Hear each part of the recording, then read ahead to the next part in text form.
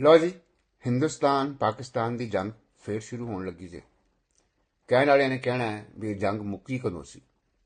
ਸੰਨ 47 ਵਿੱਚ ਲੜ ਭਿੜ ਕੇ ਲੱਖਾਂ ਬੰਦੇ ਕੋ ਕੇ ਕਰੋੜਾਂ ਨੂੰ ਉਜਾੜ ਕਰਕੇ ਅਸੀਂ ਇੱਕ ਦੂਸਰੇ ਕੋਲੋਂ ਜਾਨ ਛੁਡਾਈ ਸੀ। ਅਜੇ ਸਾਲ ਵੀ ਨਹੀਂ ਸੀ ਗੁਜ਼ਰਿਆ ਵੀ ਸੰਨ 48 ਵਿੱਚ ਕਸ਼ਮੀਰ ਵਾਲਾ ਯੁੱਧ ਪੈ ਗਿਆ। 65 ਵਿੱਚ ਫਿਰ ਲੜ ਪਏ, ਦੋਵਾਂ ਦੇ ਹੱਥ ਕੁਛ ਨਹੀਂ ਆਇਆ। 1971 ਵਿੱਚ ਫਿਰ ਭਰਵੀਂ ਜੰਗ ਹੋਈ। ਪਾਕਿਸਤਾਨ ਦੇ ਦੋ ਟੋਟੇ ਹੋ ਗਏ। ਖਿਆਲ ਸੀ ਵੀ ਹੁਣ ਠੰਡ ਪੈ ਜਾਏਗੀ। ਸ਼ਿਮਲਾ ਮੁਆਇਦਾ ਵੀ ਹੋ ਗਿਆ, ਕੈਦੀ ਘਰਾਂ ਨੂੰ ਵਾਪਸ ਆ ਗਏ ਤੇ ਲੱਗਾ ਵੀ ਦੋਵੇਂ ਗੁਆਂਢੀ ਹੁਣ ਬੰਦੇ ਦੇ ਪੁੱਤਰਾਂ ਦੀ ਤਰ੍ਹਾਂ ਰਹਿਣਾ ਸਿੱਖ ਲੈਣਗੇ। ਇੰਡੀਆ ਨੇ ਐਟਮ ਬੰਬ ਬਣਾਇਆ ਤੇ ਪਾਕਿਸਤਾਨ ਨੇ ਵੀ ਬਣਾ ਲਿਆ।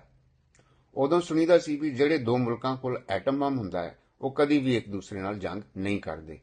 ਅਸੀਂ ਕਿਹਾ ਕਰਕੇ ਵਿਖਾਵਾਂਗੇ। ਸਿਆਚਿਨ ਦੀਆਂ ਬਰਫਾਂ ਵਿੱਚ ਫੌਜੀ ਮਰਵਾਏ, ਕਾਰਗਿਲ ਦੇ ਪਹਾੜਾਂ ਤੋਂ ਲਾਸ਼ਾਂ ਚੁੱਕੀਆਂ, ਲੇਕਿਨ ਸਬਰ ਨਹੀਂ ਆਇਆ।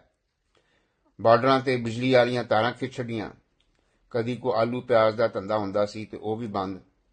ਜਿਹੜੇ ਬਾਰਡਰ ਤੇ ਕਦੀ ਕਦੀ ਮੋਮਬੱਤੀਆਂ ਲੈ ਕੇ ਆਉਂਦੇ ਸਨ ਤੇ ਭਾਈਚਾਰੇ ਵਾਲੀ ਹਲਕੀ ਹਲਕੀ ਢੋਲਕੀ ਵਜਾਉਂਦੇ ਸਨ, ਉਹ ਵੀ ਜਾ ਕੇ ਘਰਾਂ ਨੂੰ ਬਹਿ ਗਏ। ਨਾਲ ਹੀ ਇੱਕ ਦੂਸਰੀ ਜੰਗ ਵੀ ਸ਼ੁਰੂ ਹੋ ਗਈ, ਦਹਿਸ਼ਤਗਰਦੀ ਵਾਲੀ ਜੰਗ। ਪਾਕਿਸਤਾਨ ਹੁਣ ਮੰਨਦਾ ਵੀ ਹੈ। ਵਜ਼ੀਰ ਦਫਾ ਨੇ ਕੱਲ ਹੀ ਕਿਹਾ ਹੈ ਵੀ ਅਸੀਂ ਇਸ ਤਰ੍ਹਾਂ ਦੇ ਪਹਿਲੇ ਗੰਦੇ ਕੰਮ ਕਰਦੇ ਹੁੰਦੇ ਸਾਂ ਅਮਰੀਕਾ ਤੇ ਯੂਰਪ ਦੇ ਕਹਿਣ ਤੇ, ਲੇਕਿਨ ਹੁਣ ਸਾਨੂੰ ਅਕਲ ਆ ਗਈ ਹੈ, ਅਸੀਂ ਇਹ ਕੰਮ ਛੱਡ ਦਿੱਤੇ ਨੇ। ਉਹਨਾਂ ਨੇ ਇਹ ਨਹੀਂ ਦੱਸਿਆ ਵੀ ਇਹ ਕੰਮ ਨਾ ਅਸੀਂ ਪਹਿਲੇ ਆਵਾਮ ਕੋਲੋਂ ਪੁੱਛ ਕੇ ਸ਼ੁਰੂ ਕੀਤੇ ਸਨ ਤੇ ਨਾ ਅਸੀਂ ਇਮਾਮ ਕੋਲੋਂ ਪੁੱਛ ਕੇ ਬੰਦ ਕੀਤੇ ਨੇ। ਇੰਡੀਆ ਕਹਿੰਦਾ ਵੀ ਅਸੀਂ ਇਸ ਤਰ੍ਹਾਂ ਦਾ ਕੰਮ ਕਦੀ ਕੀਤਾ ਹੀ ਨਹੀਂ, ਲੇਕਿਨ ਹੁਣ ਕਰਾਂਗੇ ਤੇ ਖੁੱਲ ਕੇ ਕਰਾਂਗੇ। ਤੇ ਉਹੀ ਪੁਰਾਣਾ ਨਾਰਾ ਕਿ ਘੁਸ ਕੇ ਮਾरेंगे ਪ੍ਰਾਈਮ ਮਿਨਿਸਟਰ ਮੋਦੀ ਨੇ ਕਿਹਾ ਔਰ ਅੰਗਰੇਜ਼ੀ ਵਿੱਚ ਕਿਹਾ ਹੈ ਤਾਂ ਕਿ ਪੂਰੀ ਦੁਨੀਆ ਸੁਣ ਸਕੇ ਵੀ ਇਸ ਦਫਾ ਤੁਹਾਡੀ ਸੋਚ ਤੋਂ ਵੀ ਅੱਗੇ ਮਾਰ ਪੈਗੀ। ਦਹਿਸ਼ਤਗਰਦਾਂ ਨੇ ਮਜ਼ਹਬ ਪੁੱਛ ਕੇ ਕਸ਼ਮੀਰ ਵਿੱਚ ਟੂਰਿਸਟਾਂ ਨੂੰ ਮਾਰਿਆ, ਬੇਦਰਦੀ ਨਾਲ ਮਾਰਿਆ। ਹੁਣ ਉਹਦੀ ਸਜ਼ਾ ਉਹਨਾਂ ਨੂੰ ਮਿਲੇਗੀ ਜਿਨ੍ਹਾਂ ਨੇ ਹਿੰਦੁਸਤਾਨ ਤੇ ਕਸ਼ਮੀਰ ਸਿਰਫ ਫਿਲਮਾਂ 'ਚ ਵੇਖਿਆ ਹੈ।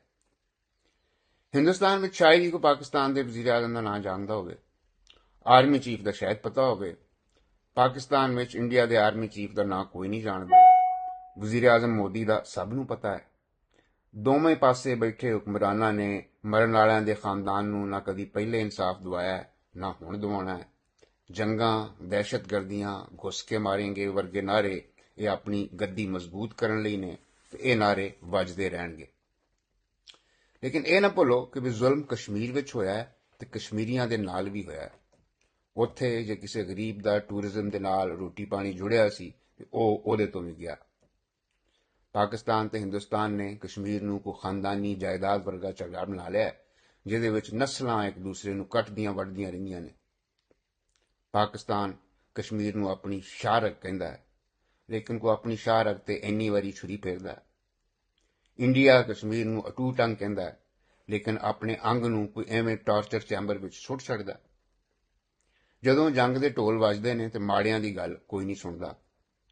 ਜਦੋਂ ਬਦਲੇ ਦੀ ਅੱਗ ਥੋੜੀ ਠੰਡੀ ਹੋ ਜਾਏ, ਜਦੋਂ ਰੌਲਾ ਘਟ ਜਾਏ, ਅਗਲੀ ਜੰਗ ਦਾ ਫਿਰ ਇੰਤਜ਼ਾਰ ਸ਼ੁਰੂ ਹੋ ਜਾਏ ਤੇ ਕਸ਼ਮੀਰੀਆਂ ਨੂੰ ਵੀ ਪੁੱਛਣਾ, ਹਾਲਾਂਕਿ ਅਸੀਂ ਉਹਨਾਂ ਦੀ ਮੰਨਣੀ ਕੋਈ ਨਹੀਂ, ਲੇਕਿਨ ਪੁੱਛਣਾ ਤੇ ਬਣਦਾ ਹੈ ਕਿ ਵੇ ਭਰਾਵੋ ਤੁਸੀਂ ਕੀ ਚਾਹੁੰਦੇ ਹੋ।